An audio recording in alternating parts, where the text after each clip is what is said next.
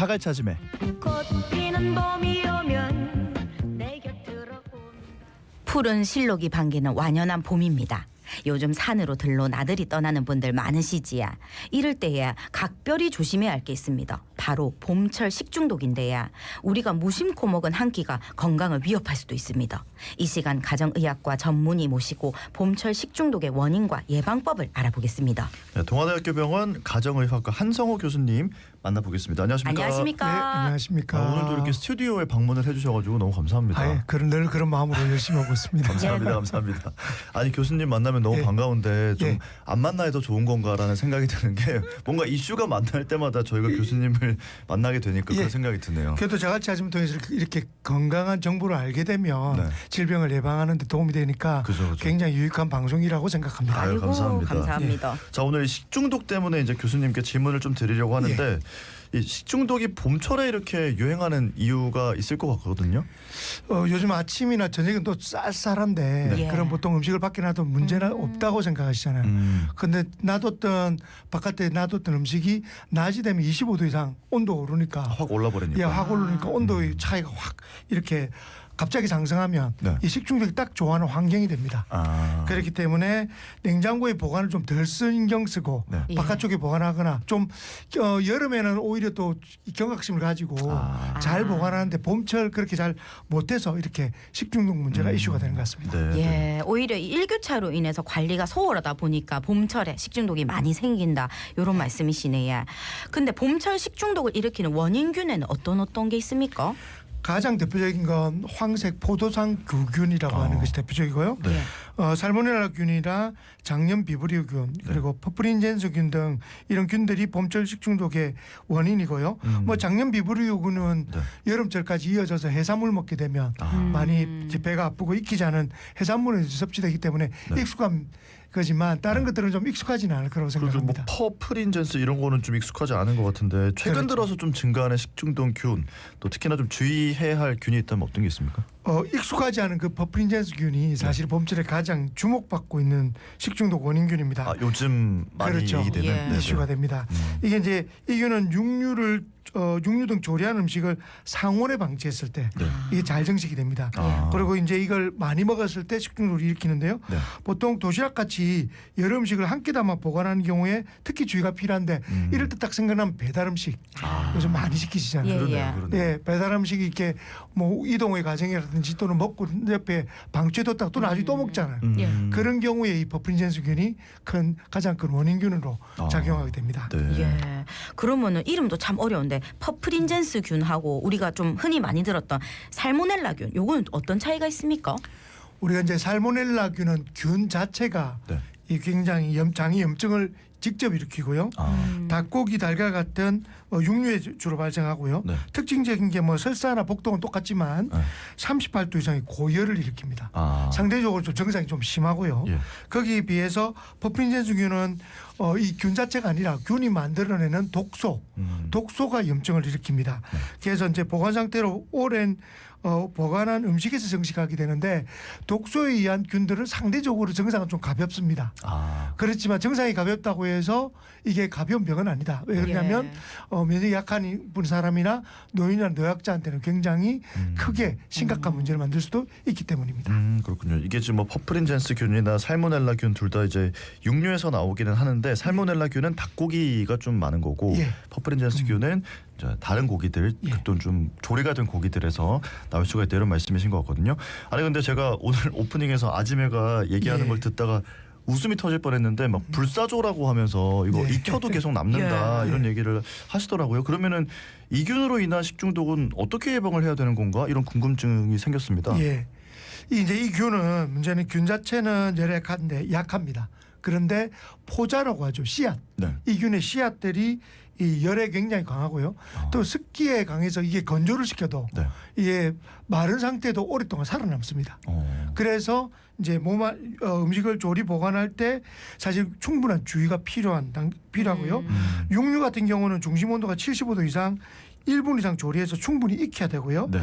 여러 개의 용기에 담아서 5도 이하에서 보관하시고 조리한 음식은 가급적 2시간 이내로 빠르게 섭취하는 게 좋습니다. 네, 네. 만약에 다시 먹을 때는 가열했던 음식이라도 이렇게 식게 되면 네. 다시 가열해서 먹는 게 안전하고요. 특히 이제 우리가 배달 음식 숟가락 젓가락을 대지 않습니까? 예, 예. 이런 경우는 더욱 더 이게 아. 이 균이 잘 자랄 수도 있기 때문에 네네. 일단 숟가락 젓가락이다 하면 상하기 쉽습니다. 예. 예, 그렇기 때문에 꼭 숟가락 젓가락이 닿았던 음식들은 빨리 소비하시거나 네. 버리시는 게 좋습니다. 저는 말씀 들으니까 앞으로는 배달시키면 안 남기고 그냥 한 자리에서 다 먹는 게 제일 안전하겠다. 맞습니다. 이런 생각이 들고 살은 찌겠으나 아직은 예, 살찌는 예. 소리 들리네요. 차라리 살찌는 게 낫겠다. 예. 이런 생각이 아니 근데 드네요. 교수님 말씀 중에 다른 거는 이제 다 이해가 되는데 예. 이제 조리를 하고 나서 여러 개의 용기에 담아서 5도 이하에 보관한다. 이거는 왜 그런 거예요? 왜냐하면 여러 개의 용기에 다루지 않으면 들어갔다 이제 냉장고에 넣었다 뺐다를 반복하게 되고 그리고 한꺼번에 쓰지 못하는 거기 때문에 이게 상온에 방치될 확률이 높다는 거죠. 아 미리 소분하라는 그래서 미리 거예요? 소분해서 하면 이제 균이 잘 정식하지 않은 상태에서 음. 보관이 되기 때문에 상대적으로는 네. 안전하다 이 뜻으로 이해하시면 됩니다. 네네. 알겠습니다. 자, 그러면 식중독에 만약에 걸렸을 때 일반적으로 어떤 순서로 증상이 진행된다 이런 게 있는지 사람마다 좀 다른 것 같기도 하더라고요. 식중독 증상 한번 짚어주신다면요. 이 말씀처럼 식중독 증상은 균이나 바이러스의 종류에 따라서 굉장히 차이를 나타나고요. 그중에 특히 또 개인의 면역 상태에 따라서 근데 똑같이 김밥을 먹었는데 네. 어떤 사람은 뭐 괜찮고. 특별한 문제 없고 어떤 사람은 증상이 있는 것이 이 면역 상태에 따라서 차이가 나는 것 같습니다. 근데 일반적으로는 이런 순서입니다. 처음에는 이 균이나 바이러스 들어오면 잠복기라고 네. 증상이 없는 기간을 가집니다. 예. 그래서 어떤 데는 헷갈리는 거죠. 네. 왜냐하면 몇 시간 전에 먹었던 한두 시간 전에 먹었던 그건가 네. 보통 그렇게 생각하는데 사실은 그 앞에 먹었던 음식일 수도 있다는 거죠. 그러니까 10시간 전에 그러니까 저녁에 많이 증상이 있으면 점심때가 아니라 아침에 먹었던 음식이 이렇게 불편해질 수도 있다라고 생각하고요. 가장 대표적인 게 포도상균 같은 경우는 네. 김밥 이렇게 연상하시는데 그 같은 경우는 2-3시간 만에 증상을 나타내기 때문에 네. 보통 가장 흔하기도 하고 유추하기도 쉽죠. 근데 보통 며칠 또는 12시간에서 72시간까지 네. 잠복기를 가지는 경우도 있습니다. 그리고 이제 초기 증상은 잠복기가 나타나고 난 이후에 이게 이제 내시kom 네. 그리고 구토가 보통 주증상이고요. 이게 이제 흔히 속이 안 좋다라고 표현하죠. 우리 네. 속이 안 좋다 이러고 난 뒤에 주증상으로 옵니다. 이게 우리 유해물질을 밖으로 보내려는 정상적인 반응입니다. 이제 주증상이 나타나면 설사복통이 주로 네. 나타나게 되고요. 그리고 묽은 변을 뭐 어떤 경우는 완전 물설사를 보는 경우도 있죠. 심한 경우는 열이 나거나 오한을 느끼기도 합니다. 네. 마지막으로 회복기에 접어들면 정상적으로 건강하신 분은 하루에서 3일 사이에 네. 회복이 됩니다. 그런데 이제 면역이 떨어지신 분들은 그렇지 않을 수가 있고 문제는 설사가 지속된다는 게 제일 큰 문제잖아요. 네. 설사가 됐을 때 수분을 충분히 공급하면 네. 사실은 이런 식중독은 큰 문제가 일어나지는 않습니다. 그런데 이제 노약자들은 수분이 부족함에도 불구하고 갈증을 잘 못 느끼기 때문에 그래서 탈수를 해서 더 큰 문제가 생기는 경우가 많습니다. 그래서 이렇게 크게는 4개의 단계를 거쳐서 식중독은 진행하게 됩니다. 그렇군요.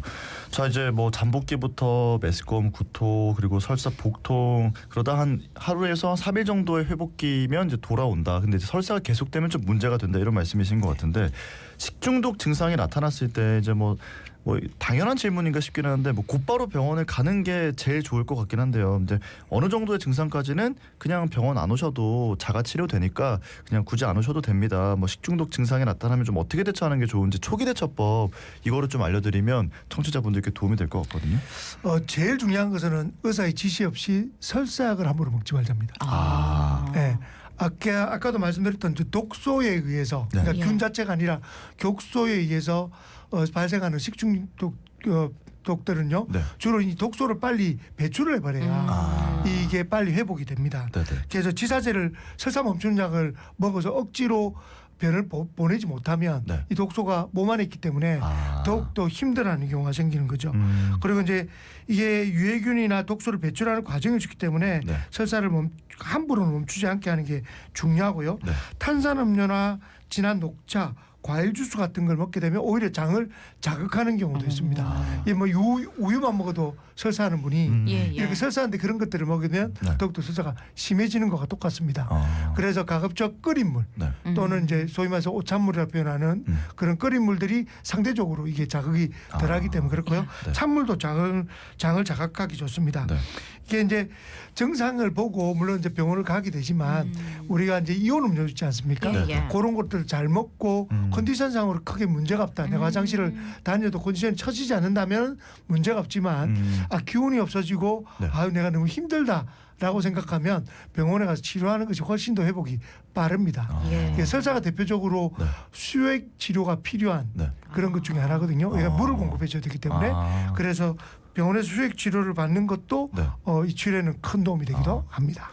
식중독 증상이 나타나면은 설사가 나올 때 너무 걱정하지 말고 독소가 빠져나가고 있구나 예. 요래 생각을 하면서 예. 좀 끓인 물 이런 걸 드시면 좋겠네. 예. 그렇습니다. 예, 그러고 교수님 지난 2021년에 부산의 밀면집이랑 성남의 김밥집에 또 식중독 사례를 보면 식당이나 단체 급식소에서 집단 식중독 발생하는 경우가 이래 있는데 단체 급식이나 식당에서 봄철 식중독을 막기 위해서 가장 점검해야 할 상황은 뭐가 있을까요?